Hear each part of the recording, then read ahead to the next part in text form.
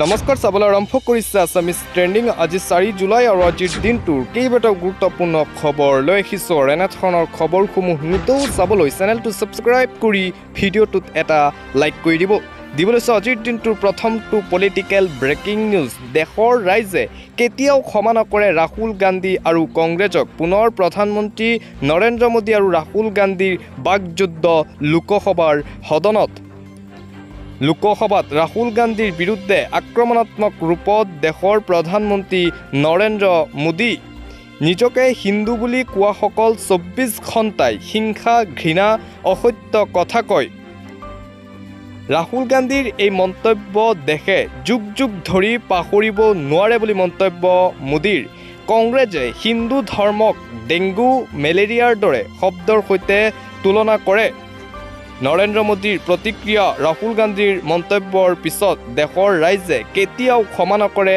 ৰাহুল গান্ধী আৰু কংগ্ৰেছক ৰাহুল গান্ধীয়ে হিন্দু সন্দৰ্ভত কৰা মন্তব্য সন্দৰ্ভত প্ৰত্যুত্তৰ প্ৰধানমন্ত্ৰী মোদীৰ 2014 চনত শাসনলৈ অহাৰ পাছত আমাৰ প্ৰত্যাহ্বান আছিল কংগ্ৰেছ আৰু ইয়াৰ ষড়যন্ত্ৰ মোদীৰ ভাষ্য কংগ্ৰেছে বিশৃংখলতা অৰাজকতা সৃষ্টি কৰিবলৈ চেষ্টা কৰিছিল ভাৰতত এই ষড়যন্ত্ৰৰ উত্তৰ আমি আমাৰ ভাষাত দিম দেশ বিৰোধী কোনো ষড়যন্ত্ৰ গ্ৰহণ নকৰোঁ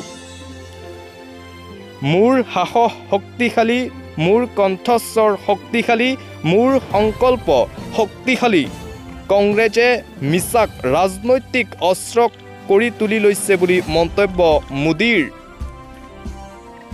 বালক বুদ্ধিক কোনে বুজাব নাম নোলোৱাকৈ সদনত ৰাহুল গান্ধীক কটাক্ষ নৰেন্দ্ৰ মোদীৰ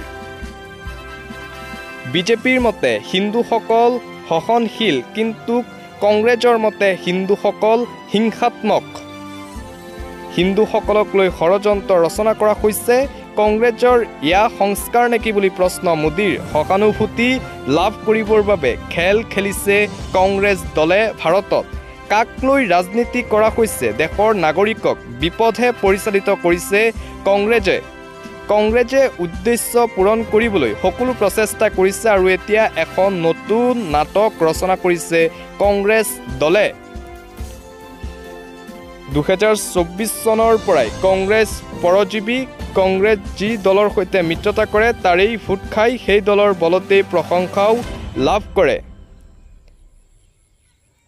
2024 চনৰ নিৰ্বাচনত দেশৰ জনসাধাৰণে কংগ্ৰেছক এটা উপহাৰ দিছে নিৰ্বাচনত উপহাৰ হ'ল বিৰোধী দলত বহি যুক্তি শেষ হ'লে চিঞৰি থাকিব লাগে সদনত 2014 চনৰ পূৰ্বে আমাৰ দেশৰ জনসাধাৰণে আত্মবিশ্বাস হেৰুৱাই হতাশত ডুবি গৈছিল তেতিয়া দেশৰ জনসাধাৰণে আমাক সেৱা কৰিবলৈ দিলে তেতিয়াৰে পৰাই দেশৰ পৰিৱৰ্তন আৰম্ভ হ'ব ধৰিছে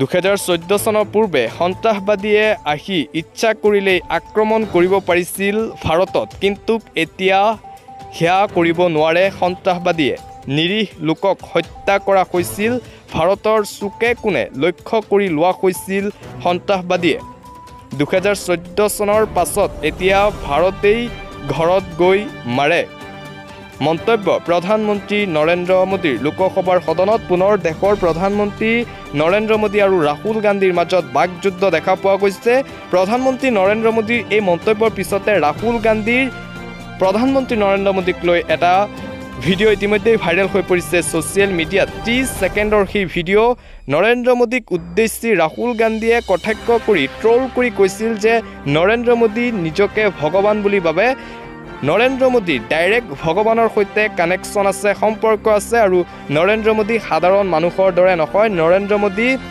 কেতিয়াও মৃত্যু নহয় বুলি মন্তব্য কৰে নৰেন্দ্ৰ মোদী বিজ্ঞানৰ যুগত নাই বুলি মন্তব্য কৰে ৰাহুল গান্ধীয়ে দিবলৈ আন এটা ব্ৰেকিং নিউজ এইবাৰ গৌতম আদানীৰ হাতত অপমানিত অসমীয়া অপমানিত হৈ আদানী এয়াৰপোৰ্ট ত্যাগ উৎপল বৰুৱাৰ লোকপ্ৰিয় গোপীনাথ বৰদলৈ আন্তঃৰাষ্ট্ৰীয় বিমানবন্দৰৰ মুখ্য কাৰ্যবাহী বিষয়া আছিল বৰুৱা বৰ্জন বিমানবন্দৰক ৰিজিনিয়েল হাইপ হিচাপে গঢ়ি তোলাৰ প্ৰচেষ্টা তাৰ পৰিৱৰ্তে পৰিচালনা কৰ্তৃপক্ষৰ কেতবোৰ কামৰ বাবে অপমানিত হৈছিল উৎপল বৰুৱা অপমানিত হৈ নিজ পদৰ পৰা পদত্যাগ কৰে উৎপল বৰুৱাৰ ঠাইত অশ্বিন নুৰানহাক বৰঝাৰ বিমানবন্দৰৰ কাৰ্যবাহী পদ দিয়া হৈছে। গৌতম আদানীৰ হাতত এইবাৰ অপমানিত হৈছে অসমীয়া।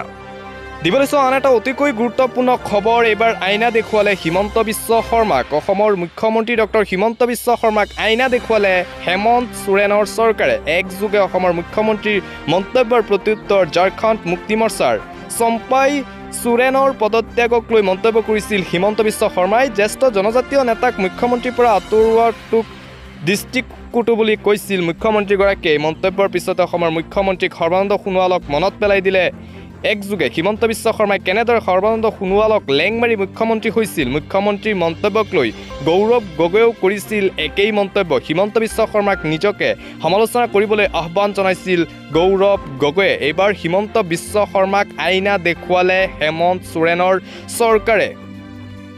দিবলৈ চোৱা অসমৰ বান পৰিস্থিতিক লৈ এটা বিগ ব্ৰেকিং নিউজ। হাই এলাৰ্ট নামনি অসমবাসী সাৱধান, আজি নিশা জলমগ্ন হ'ব পাৰে কেইবাখনো জিলা। বতৰ বিজ্ঞান কেন্দ্ৰৰ ফালৰ পৰা অসমৰ বান পৰিস্থিতিক লৈ এলাৰ্ট জাৰি কৰা হৈছে। সাৱধানবাণী জাৰি সমগ্ৰ অসমবাসীৰ ৰাইজলৈ। ৰাজ্যৰ প্ৰতিখন জিলাত এতিয়া বানৰ তাণ্ডৱ দেখা পোৱা গৈছে আৰু তাৰ মাজতে নামনি অসমবাসীলৈ অশনি সংকেত। নামনি অসমৰ জনতাৰ বাবে ৰেড এলাৰ্ট জাৰি, হাই এলাৰ্ট জাৰি। যিকোনো মুহূৰ্তত বানত ডুব যাব পাৰে কেইবাখনো জিলা। বৰপেটা, ধুবুৰী, গোৱালপাৰা আদিৰ বাবে সতৰ্কবাণী জাৰি ৰাজ্য চৰকাৰৰ। নামনি অসমৰ কেইবাখনো জিলাৰ বাবে ৰেড এলাৰ্টো জাৰি কৰা হৈছে। কোকৰাঝাৰ, চিৰাং, বৰপেটা, গোৱালপাৰা, বাক্সা, ধুবুৰী, বঙাইগাঁও, নলবাৰী, কামৰূপ, দৰং, ওদালগুৰি, দক্ষিণ শালমাৰা, তামুলপুৰ আদিৰ বাবে ৰেড এলাৰ্ট জাৰি কৰা হৈছে। বানপানীৰ সময়ত আহিব মুষলধাৰ বৰষুণ, সতৰ্কবাণী জাৰি। ভূটানে কিবা কাৰণত পানী এৰিলে নামনি অসমত লাগিব হাহাকাৰ। নামনি অসমৰ জনতাৰ বাবে এলাৰ্ট জাৰি কৰা হৈছে বতৰ বিজ্ঞান কেন্দ্ৰ আৰু ৰাজ্য চৰকাৰৰ ফালৰ পৰা। দিবলৈ চোৱা আন এটা পলিটিকেল ব্ৰেকিং নিউজ। এইবাৰ বিজেপিৰ বিপৰীত স্থিতিত BJD দল। অৱশেষত বিজেপিৰে বন্ধুত্ব ছেট কৰিলে বিজু জনতা দলে। ৰাজ্যসভাত বিজেপিৰ বিৰুদ্ধে থিয় দিলে দলটোৰ 9গৰাকীকৈ সাংসদে।